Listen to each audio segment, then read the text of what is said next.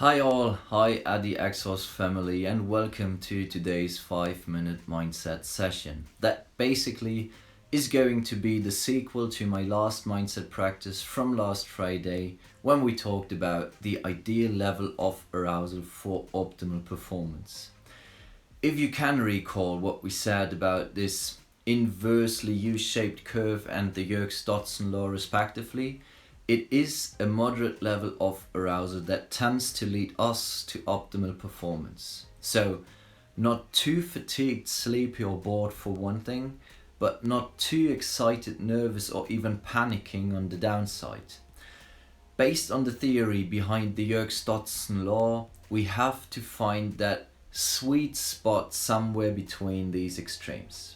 However, we already mentioned that unfortunately it is not as easy as that. We have to admit it is a bit more complicated than simply this inversely U-shaped relationship and only one-dimensional conceptualization of arousal. There are more things we actually have to take into consideration if we want to identify individual zones for optimal functioning. And that is what we're going to talk about today. IZOF, individual zones for optimal functioning. But before diving into this, as always, I will calm down and dial in breathing so that by performing that breathing, you can approach your individual zone, which will allow you in the following to optimally listen to me, reflect upon what I'm saying, and eventually use it as food for thought in order to potentially adjust it based on your personal needs and inner beliefs and maybe implement it to your life then. Today's breathing pattern is 6-4-10. Hence, we have a 6 seconds inhale, feeling the air entering your body like a wave, with our belly expanding first and only then our chest. Followed by a 4 seconds retention where we hold our breath, where we stay calm and feel our belly button pushing outwards. And then 10 seconds exhale that makes our belly button sinking back inside again. Now, for the next approximately 90 seconds, close your eyes if you want to, and then 6 seconds in, 4 hold, 10 out. Breathe, relax, enjoy everyone.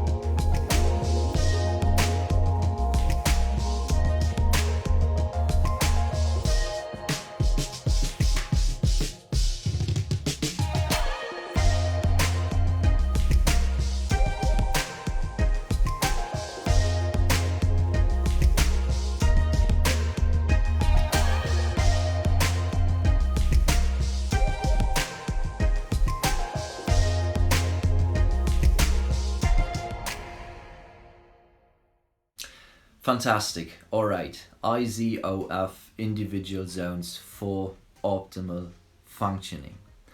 Firstly, we have to consider that energy, and that is almost always what we're talking about at the end of the day. Energy is a limited resource and therefore needs to be efficiently distributed to a limited number of functions. So, it is not only about intensity or pure arousal, but also about selection. In literature, it was concluded two things are required to promote concentration and hence task performance: a high mobilization of energy and a preference to use this energy for a preferred activity. That brings us from a solely physiological component like arousal towards the role of cognitive appraisal or apprehension, as well as the situational factors which are also contributing to our individual zones for optimal functioning. So now we are talking about different skill levels, for example. The higher the skill level of a person, the higher the pressure or level of arousal can be that this person can cope with.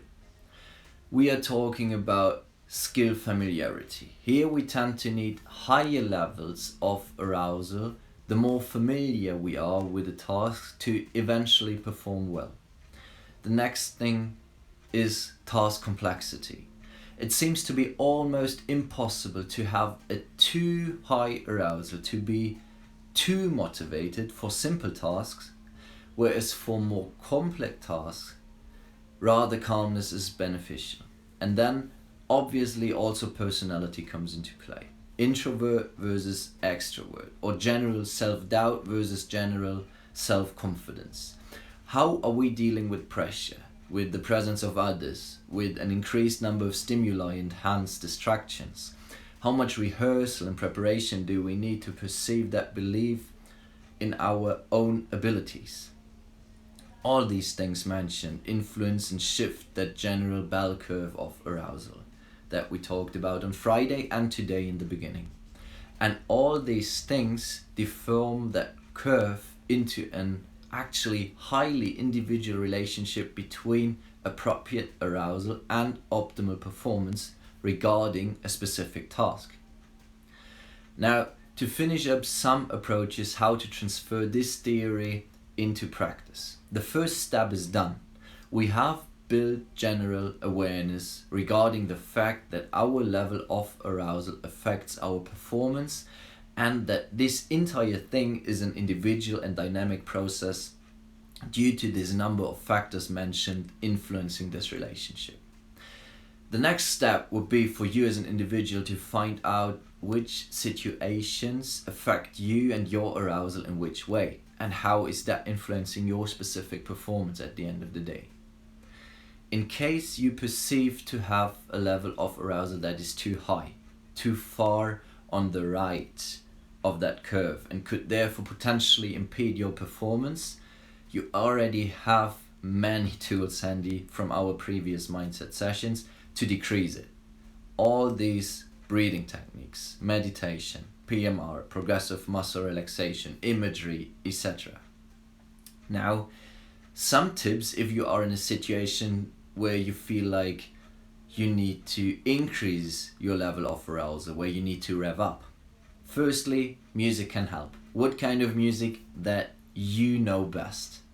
Secondly, also narrowing the focus on the importance or value of the specific task from a wide and broad focus, too much information, to a narrow focus on exactly the right amount of information you need in that specific situation. Thirdly, again breathing. But now we would not use techniques to calm down, but rather to increase that arousal level. What you can try, for instance, is 6 seconds in, 2 seconds hold, and then explosively empty your lungs to full capacity, 6 to 8 cycles. Or alternatively, 4 seconds in, no retention, and then all out rapidly, again 6 to 8 cycles.